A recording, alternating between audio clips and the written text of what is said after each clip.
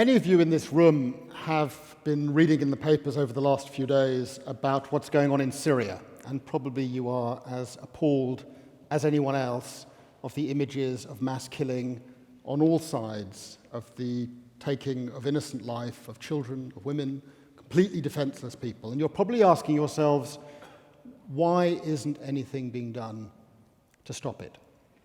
I want to talk a little bit about the system of international rules that allows you to begin to answer that question. And I want to do it by reference to a case, which I'll come to as I conclude, that took place ultimately in the Houses of Parliament, a judgment given in November 1998 in a case that many of you will be familiar with, involving Senator Augusto Pinochet, a decisive moment that goes very closely to the kinds of issues we're talking about when we ask the question, why isn't President Assad being stopped from killing?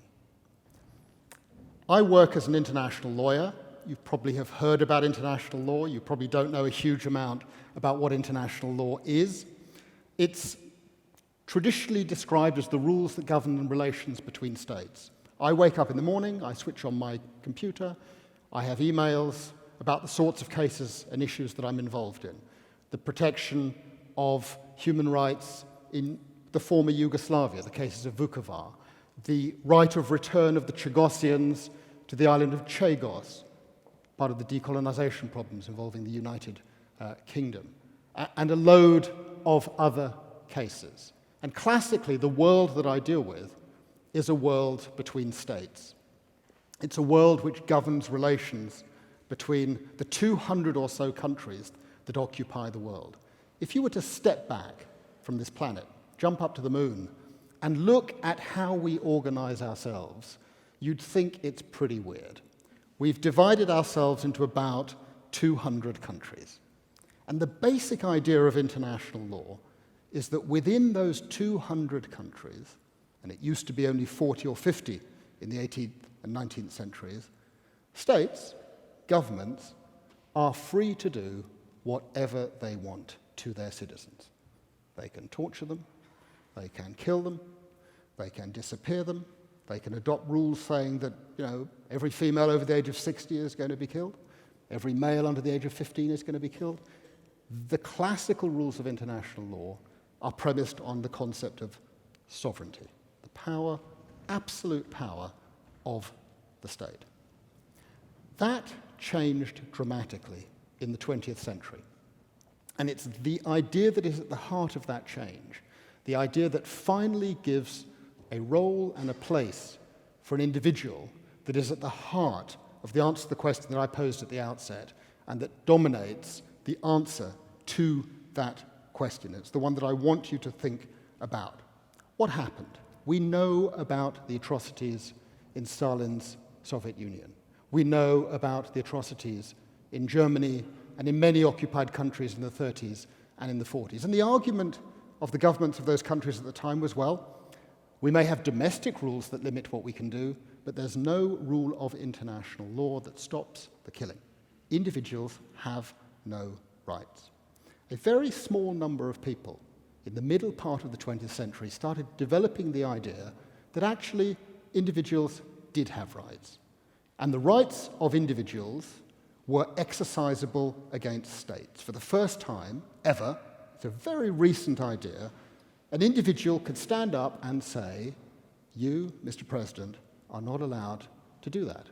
You are subject to constraints, not the constraints of your domestic legal order, but the constraints of your international legal order.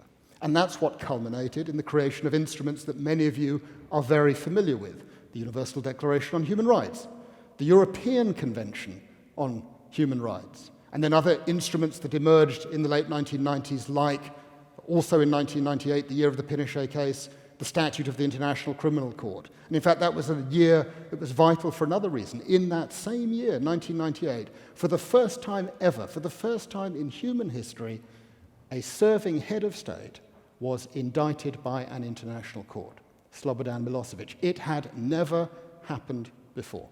Now that is a vital change which is premised on the very simple idea that individuals have rights against their state.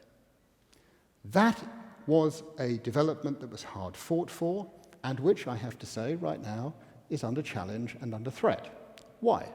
Well, many of you remember the events of September the 11th. And with the events of September the 11th, a number of governments that had been at the heart of promoting the idea that every human person has rights, an idea reflected for the first time in a very obscure document called the Atlantic Charter, adopted in 1941 by Churchill and Roosevelt, that idea that every individual has rights, whoever they are, wherever they may be, in whatever circumstance they may find themselves in, is now under threat from those who promoted the very idea. Why is it under threat? Well, many of you are familiar with the stories about banging people up because they're alleged to be terrorists and holding them without charge indefinitely for the rest of their lives. I wrote a book about that, about an individual, Mohammed al-Qahtani, arrested in 2002, still detained at Guantanamo, has not been charged, has no release date, and it appears will be held for the rest of his natural life because of a so-called war on terror. You're familiar with the idea of drones, the idea that all of a sudden, because we are at war, we are free as a nation, or as Americans, to define individuals who pose a threat to our society and just take them out. Other people call that extrajudicial killing. It's done in Afghanistan, and it is extended beyond the war zone to places like Pakistan and to places like Yemen. Well, if you're going to take people out because they're alleged al-Qaeda individuals in Pakistan, why not do it in Edgware? Where do the limits stop when you start deciding you are simply going to eliminate those individuals, abandoning the rules that were put in place in that remarkable period in the decade after the Second World War? So we face a fundamental challenge in relation to whether we care about these rights. The idea that the individual is now an actor on the international stage and has rights exercisable not only in relation to his or her fellow individuals, but against the state. And rights not just before national courts, rights before an international court and international instances. That was a hard-fought victory in the 1940s. It was unique. For millennia there had not been such rights. And yet there are now people in this country too, in this parliament also, who say the time has come for the United Kingdom to withdraw from the European Convention on Human Rights.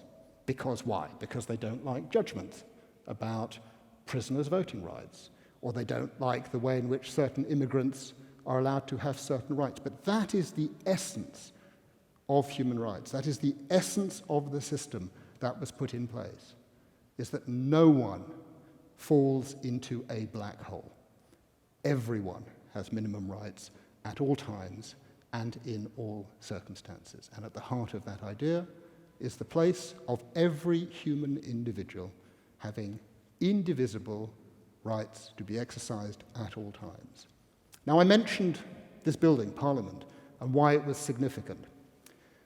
On the 24th of November 1998, I was involved in receiving a judgment in a case that I'd been involved in, the Pinochet case. And in a sense, the case articulated the moment when the idea of individual rights became very real. What was in issue? Some of you will remember what happened. Senator Pinochet came to the United Kingdom for medical treatment.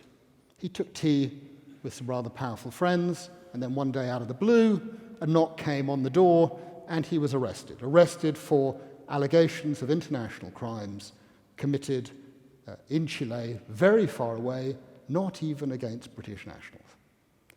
The idea was posited on something called universal jurisdiction. The idea that there are some crimes, torture, disappearing, killing on a significant scale, crimes against humanity, that are so terrible that any country can exercise jurisdiction in relation to those crimes. And a Spanish prosecuting judge decided to indict Senator Pinochet for those crimes. And he was in England. An arrest warrant was issued seeking his extradition to Spain. Senator Pinochet did exactly what one would expect him to do. He said, "You can't arrest me. I am the state. That's the 19th century view of international law. L'État, c'est moi. I have absolute power, and you, the English courts, the law lords in the House of Lords, are not entitled to override my immunity.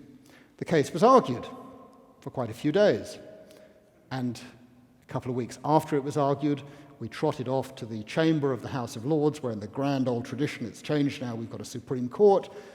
5 law lords stood up in turn to give the judgment. It was the single most decisive and defining moment of my professional life, in which the system of international rules, the old system, was cast away. Never before had any former head of state been held in the courts of this country or any other country outside his own to be not entitled to claim immunity for a mass crime. And the law lords took their vote. Very soon on, we were 2-0 down. 2 out of the 5 had voted for immunity. And then it was 2-1. And then it was 2-2. And there was one judge left to express a view. And at the moment where that judge articulated his view, things were very finely balanced. Do you go with the old system, absolute immunity for a former head of state, or do you go with the new system, the system that says individuals have rights? And that right includes the right to proceedings, legal proceedings, against people who commit crimes that are particularly heinous. And the fifth judge said no immunity. And at that moment, you can hear, and you can still see it on the CNN website and the BBC website if you go to the archive, there was a sort of sharp intake of breath. It was a remarkable moment, because it was the moment, more than any other, where one recognized that the system had indeed changed. Now, there's no room for complacency. A lot has happened since then. It's extraordinarily important that we do not lose the right of individuals to be protected against their own governments at any time. Every single person in Syria who is subject today in Homs or elsewhere to the kind of heinous, terrible, indiscriminate attacks that are taking place is entitled to turn around to us and to say to us and to our governments, you adopted a new system in the middle of the last century.